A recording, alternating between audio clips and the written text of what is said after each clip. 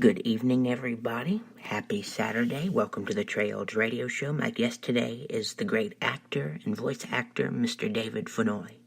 Join us in a few seconds. Okay, my first question to you is, how did you get started in acting and voice acting? How did you get started in the acting business? Well, my acting roots go way back to being a child in Cleveland, Ohio, where my parents wanted to expose me to lots of different things. And there is a community art center there called Karamu House. And I took music lessons and dancing lessons and acting lessons, which I continued through high school, where I was president of the Theater Society. And when I first went off to college, I was a theater major, so that's where the acting began. Yeah, I find the acting world interesting, because there's such a broad range you can go. Theater, voice acting, television. Mm-hmm. Yeah, absolutely. How did you get started? Go ahead. Well, I went to school for theater at first, but I was also doing some other things. I was playing music. Mm-hmm. So after a couple of years, I actually dropped out of school and went on the road as a musician. Mm-hmm. And I did that for a number of years, and then got married, had a kid. Looked like the rock and roll career was not going to happen after all, so I went into radio. Mm-hmm. And at the time, I had kind of forgotten about theater at that point, and went into radio, and radio introduced me to voiceover. And but I was thinking more commercials and TV promos, that kind of thing. But cartoons were also there, and once you're doing cartoon, all voiceover is acting, mm-hmm. And so it kind of went full circle, and of course video games came along, and you can't do video games without being an actor. Yeah.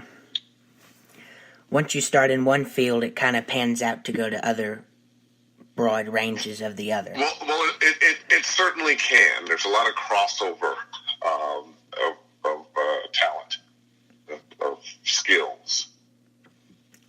What is the most difficult or challenging part you find being an actor and voice actor? Probably for most voice actors, and I have to say, including myself, is that period between audition and getting the job. Most actors, we kind of live to do the work, and there's a lot of us knocking on doors to do the work.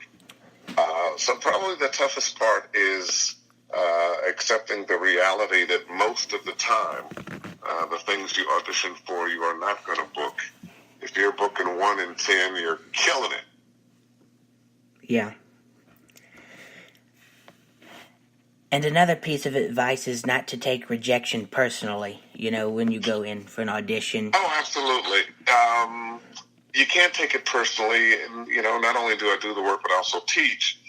And one of the things I talk about with students is that the audition process goes way deeper than just you gave a great performance. Does your voice match up with this voice? Do they have a voice like yours that's too similar? Those kinds of things. It could be this is your one of your first projects. You're new on the scene. Oh, geez, let's hire Dave Fennoy because he's been around for a long time. Or it goes the other way. We're thinking about Dave Fennoy, but let's get this new guy because he's new and fresh and hasn't been heard before. And those kinds of choices are made all the time that don't really have anything to do with your performance. It has to do with criteria outside of you.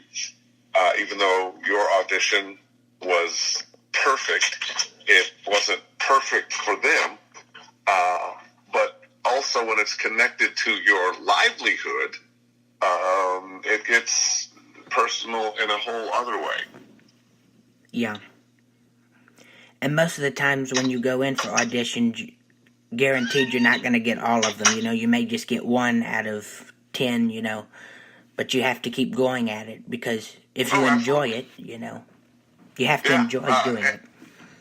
Yeah, and it's funny because the truth of the matter is most of us as actors would do it for free if money weren't a thing.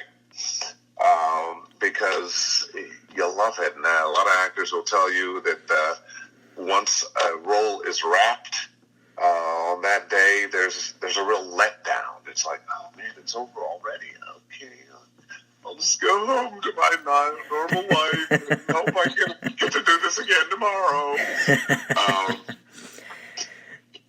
So not only do you have the ultimate joy of doing the work, but if you're not working, you're not getting paid. Yeah. Yeah, you have to enjoy doing it. And the money is nice, it comes along when you do the job, but you can't be in it for the money. If you're in it just for the money, you won't go very far. Well, you know what? It's interesting because I've always found anything I tried to do that the ultimate goal was money, I was a complete and utter failure at. I like money, but it's not really what motivates me. Yeah. Do you have any upcoming projects in voice acting and acting? Oh, absolutely. Some things are ongoing. World of Warcraft. I play a character, the director in the new one of the biggest games in the world, Fortnite. Mm-hmm. Save the World. The Guild Wars is about to. It's continuing, and I play several characters in that. A lot of different things. Some that I have signed NDAs I can't talk about. Yeah. But number of projects are coming up and coming out that you'll hear me on. Yeah. Do you do television and film acting still, or do you? I do a little bit. I've never. That's not what I chase. But every now and then it finds me. So I end up having some small parts on some TV shows from time to time. And every now and then a part in a movie. Yeah.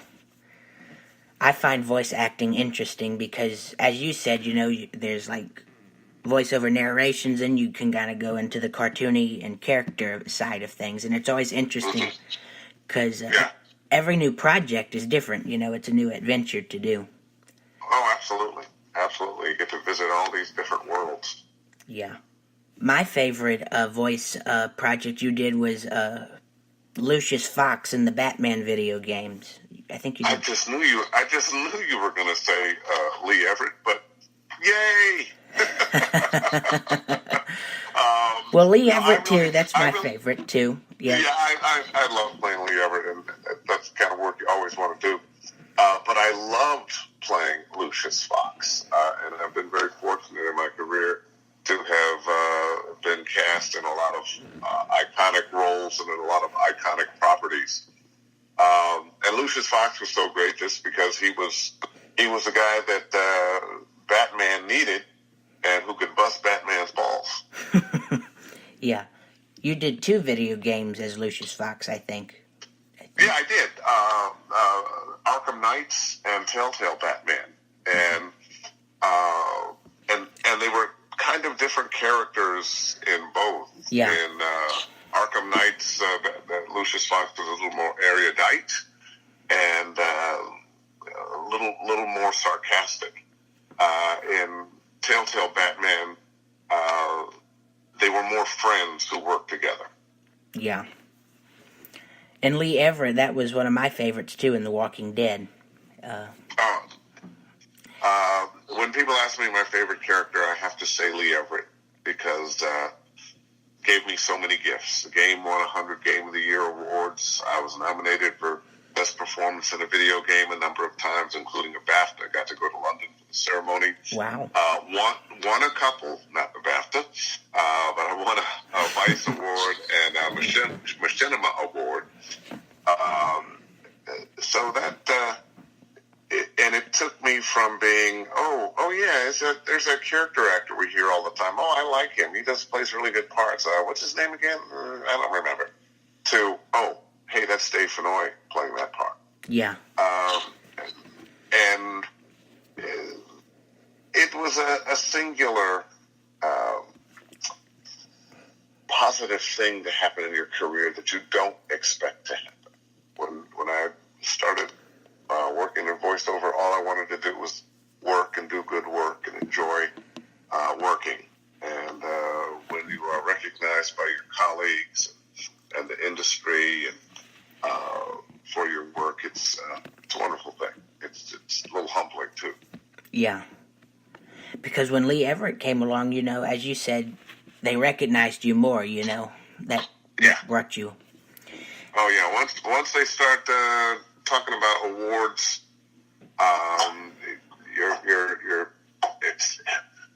your cachet goes up. Yeah. How did you get involved with The Walking Dead? How were you cast for that? Did they just did you go in for an audition, or did someone approach you?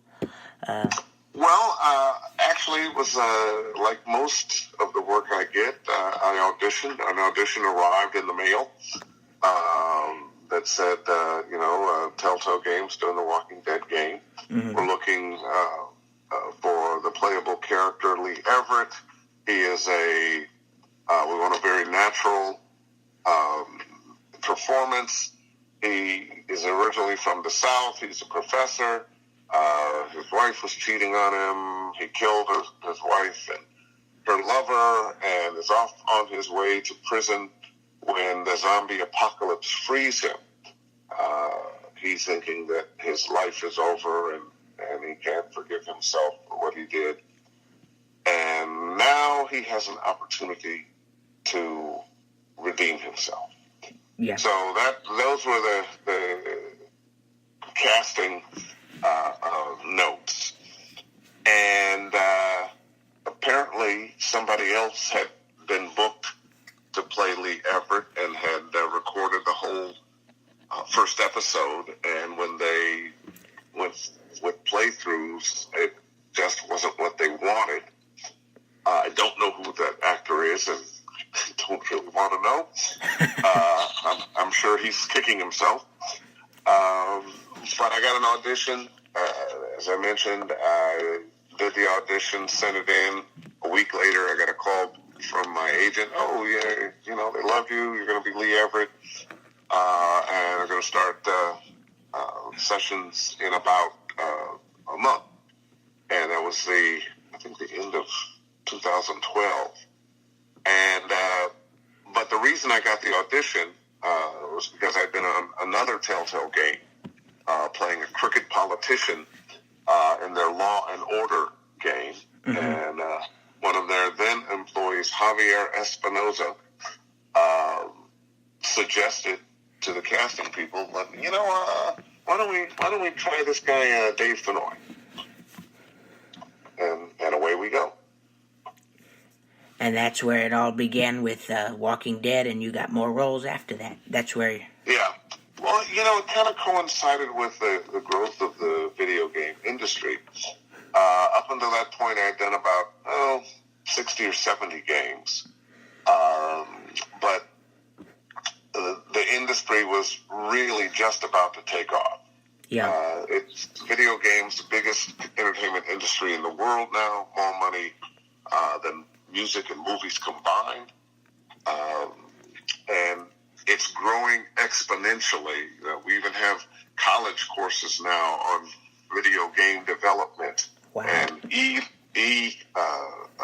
games or esports is a thing. There are worldwide competitions. We have professional gamers now. Teams of professional gamers. Colleges are also beginning to have scholarships to field video game teams. So this area of entertainment, which is already the biggest, continues to grow. And it's interesting to me because most people